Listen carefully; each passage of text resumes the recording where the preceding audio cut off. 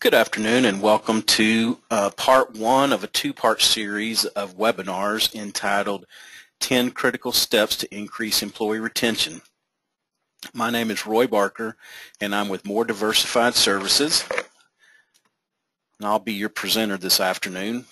First off, I want to thank you for joining us, and this is a slightly different format. We will do a 25 to 30 minutes, and if we run out of time for questions, please feel free to email me directly, or you can even give me a call at the numbers listed on the presentation.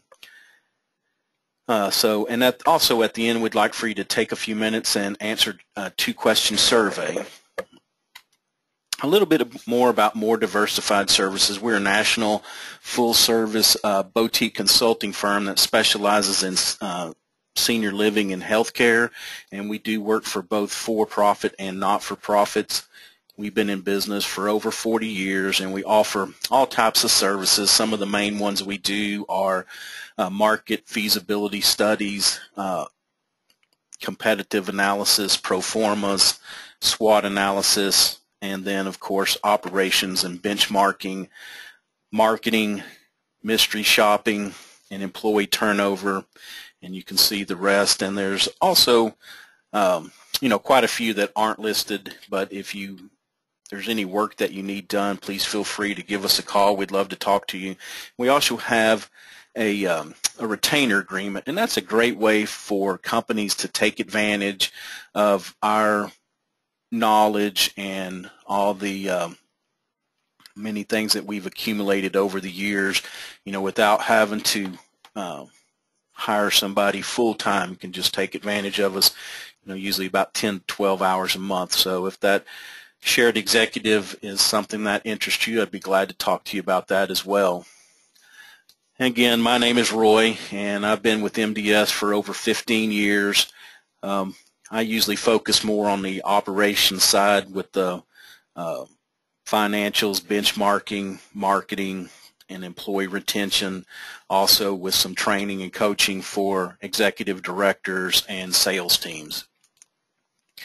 So let's get straight to our webinar today. The point is, again, what are some critical steps that we can take in order to increase employee retention? And so today's outline, we're going to cover steps 1 through 5, initial screening, orientation, job-specific training, providing a mentor, and ongoing training.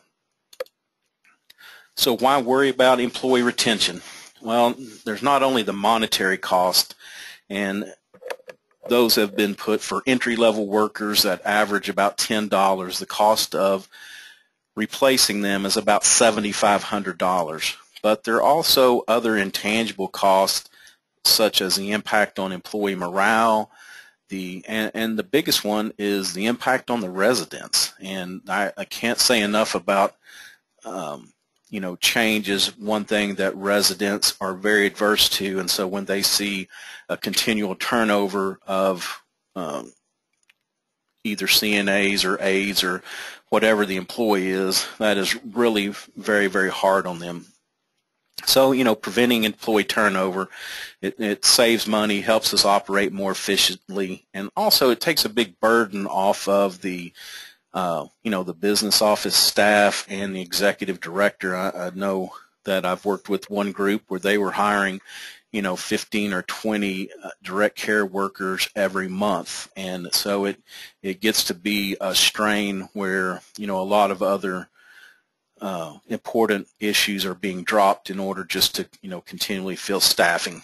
So it's very important, and also this begins, the employee retention part begins their very first day that they show up. So here again, I talked a little bit about this. The entry-level costs are about $7,500 to turn them over. When we get into the management staff, that probably is about 100 to 125% of their yearly salary. Executive type employees, probably 200 plus of their salary, and technical workers. Just due to all the screening that you have to do, of course, we're not really, not heavily tech laden, but there are some organizations that do employ IT types, and those guys can cost about 400%. So it's of their salary turnover. So it's very important to not only make the right hire, but take all the necessary steps in which to keep, which to retain these employees that we've taken all this time to train. In assisted living, the last turnover rates that I saw were about 45%, but realistically, a lot of communities work in the 100% range, and that's turning over every person basically at the community every year.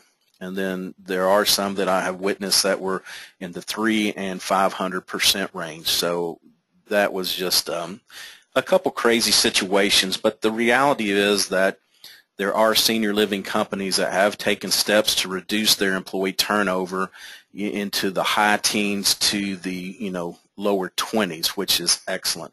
And they've done that through these steps which we're going to cover today. Also,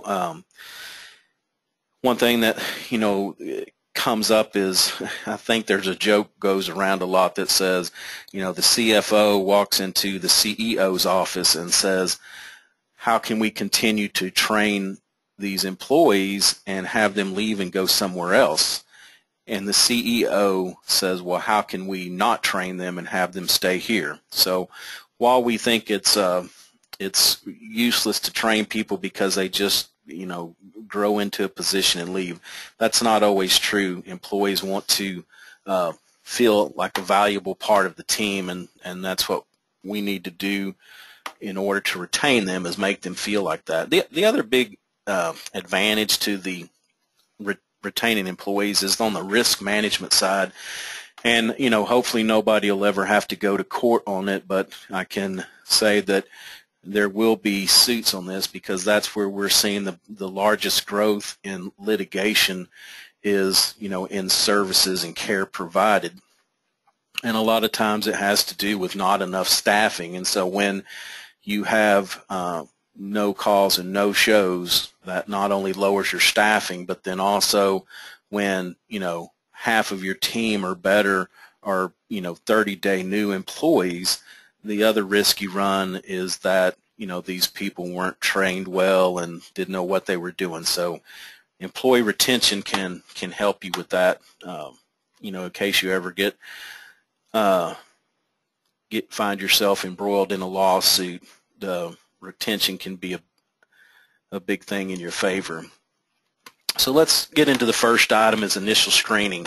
Of course, you want to talk to them about gaps and any short-term jobs to find out exactly what's going on. And I know that a lot of people just kind of skip over this if they do have gaps or a lot of short-term jobs. And what we need to do is ask more questions about this, because unfortunately in the economic times that we've been through, there have been a lot of people who have been struggling to just make ends meet, and they've also been underemployed. And a good friend of mine was in the building trades, and she went through probably 4 or 5 layoffs over the last 6 or 7 years, with companies downsizing and consolidating in the building trades industry. And so being a single mother with a house and kids to feed,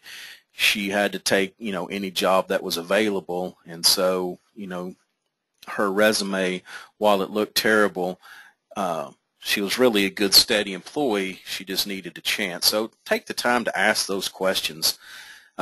Getting a second opinion, we also recommend either having a colleague set in on an interview, or having a team that helps you in the hiring process. And I think it's Amazon that has a very, very in-depth group screening process, and anybody along the way can veto a hire, just because they not only want to make sure that they have the skill set necessary, but they also want to make sure that they have the attitude and that they will fit in with the work group which they'll be participating. So sometimes we say that it's better to hire for attitude and train for skill in certain instances, because you have to look at an attitude as something that people pass around, and so you have to ask yourself, is this a person that do we want other people to catch their attitude? Because having a great attitude can boost a team, and having a poor attitude can really bring a team down. Another good idea is maybe send out a questionnaire, or in some instances a test prior to the interview to gain a little more information. Perform a thorough background check. Here again, this is a little dicey because past employers don't want to give you any information for fear of being sued. But what you can do, you can get the name, rank, and serial number as far as, hire dates and dates, beginning and end dates of employment. But sometimes just having a casual conversation with the person on the other end of the phone, they can let more information come out than just asking direct questions. So, I just encourage you to kind of just have a conversation with the person about things, about jobs and different things like that, and you never know what might come out. The other thing that's important to ask is if they were eligible for rehire. And a lot of times people will tell you yes, and I've had cases of that where I know that they weren't, and I know that somebody has been told yes just for fear that they might, get into some type of litigation down the road. So you can't always count on it. Go ahead and ask that. And then, of course, contact any references. Here again, having a conversation and just, being not quite as formal and professional. We need to get the information, but sometimes just having a casual conversation with people, more either good or bad can come out about the candidate. Second thing, we'll talk about orientation. This should start immediately, and a lot of times it's just not done at all. We just go, directly from an interview to putting somebody in a position to work. And what we need to do is take the time to, really orientate them about not only the work environment, but the job they're going to be doing, the team that they're going to be on, and any work processes or procedures that they, may need to know. While it sounds a little counterintuitive, this can actually reduce startup costs by getting the employee off to a faster start than just kind of throwing them at a desk or putting them out on the floor and just letting them find their own way. Also saves supervisor some future time, because he's going to be able to see what skills they excel in and where they may be lacking, and be able to probably get them some help sooner. And then it also will help the employee's attitude by not feeling so lost. And then we also, the supervisor needs to cover with them their realistic job expectations, and, that way they cut down on the mistakes that are likely made.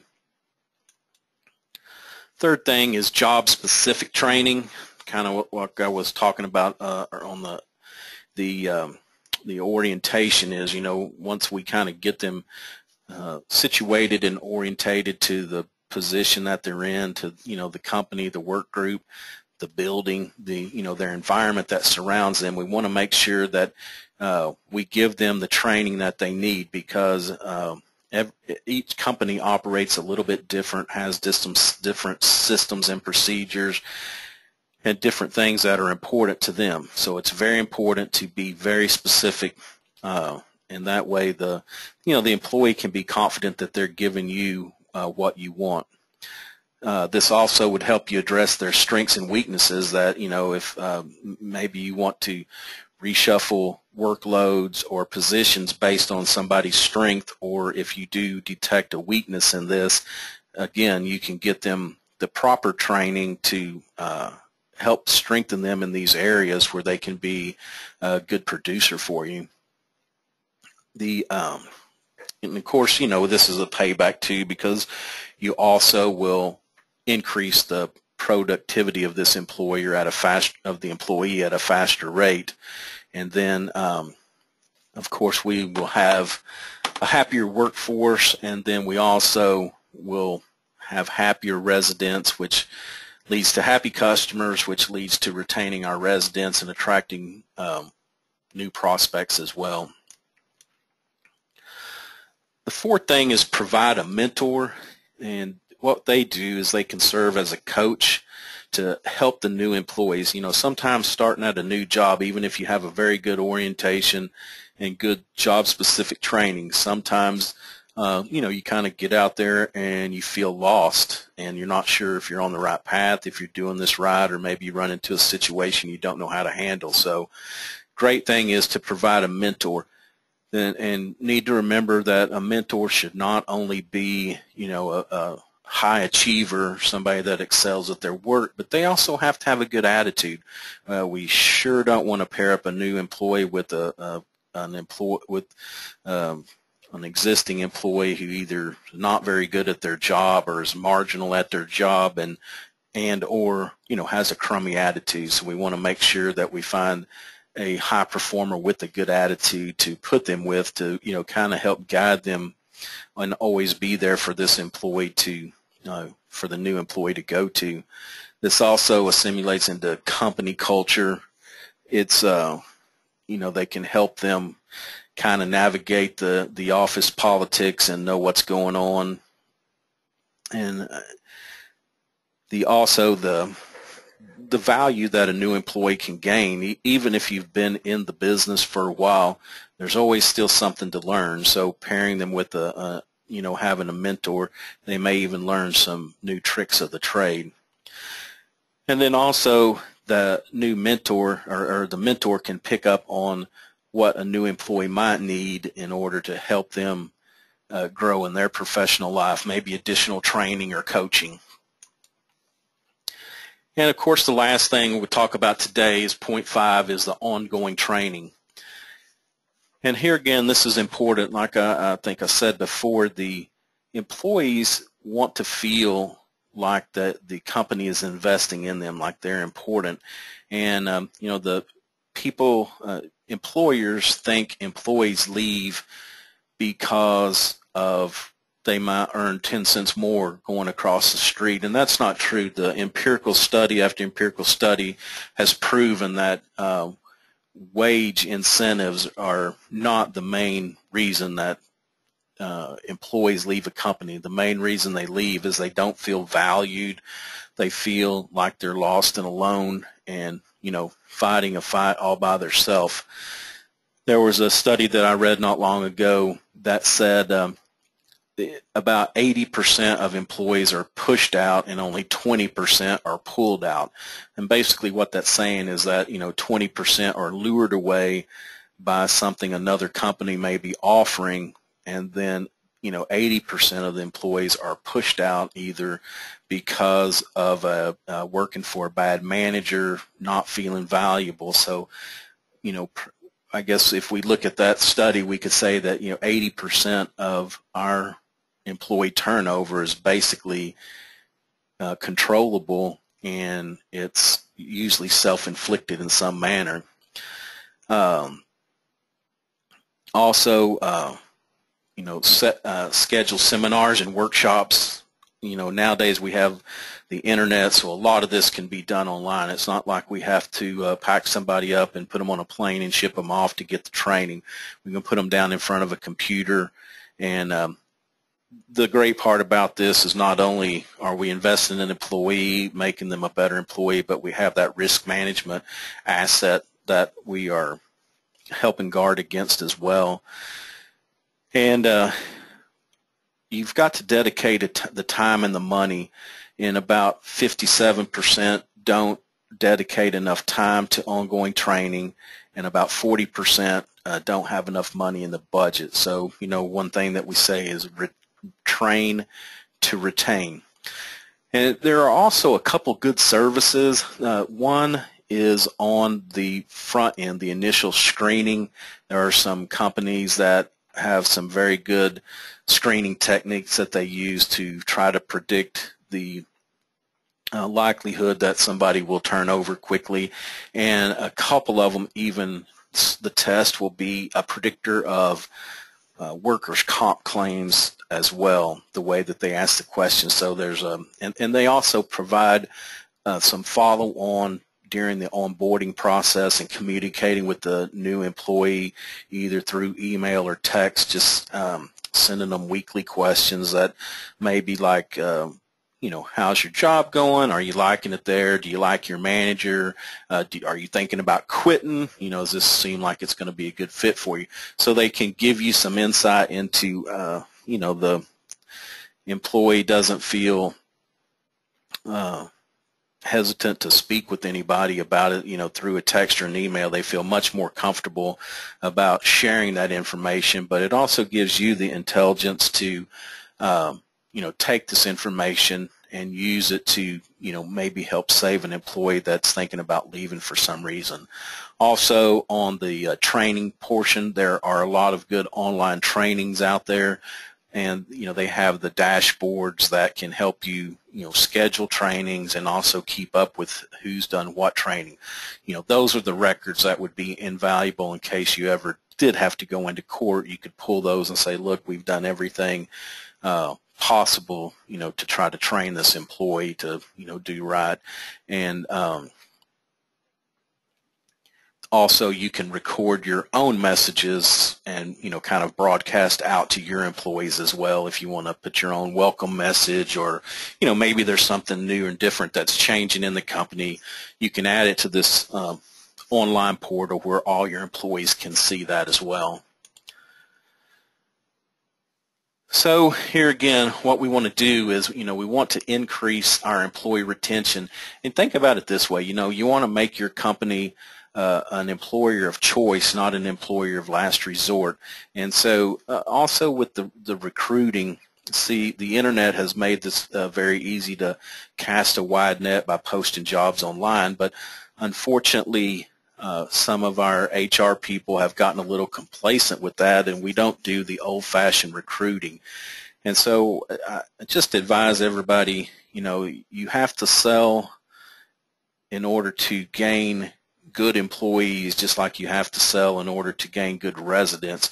You need to be out in, in the schools in your area, in the nursing programs, or in the CNA or aid training programs. You need to be talking, to church groups, high school groups, and try to explain that there are other positions besides direct care at our communities. And, a lot of people want to start out in direct care and, while they're in high school or college, and they can work their way up. But we also need to talk to the business and the marketing types to let them know what kind of jobs that we have available, and work really hard to build a network of professionals in our area and keep in touch with them so that if they get ready to make a change, or if you have a great position coming up, you might have a select group of 4 or 5 really top-notch individuals that that you can make an offer to come to work for you. So it's very important that we just don't get sucked into the complacency of just posting it online and thinking that we've done enough. You still have to get out there, work very hard, to recruit the brightest and the best, and that will definitely help increase your retention. So also just want to say, save the date. We're going to have part 2 on April the 30th. I think that's a Thursday. Also, it'll be from 1 to 1:30, another 30-minute webinar, and we're going to cover steps 6 through 10, which is creating opportunities for advancement, challenging employees, praising employees, developing an awesome company culture, which is very, very important, and then also really getting to know your employees. Like I said, if you have any questions or comments, feel free to email me at the address roybarker@m-d-s.com, or you can give me a call at 817-925-8374. Again, I want to thank everybody for your time and participation, and look forward to seeing you next time. Thanks.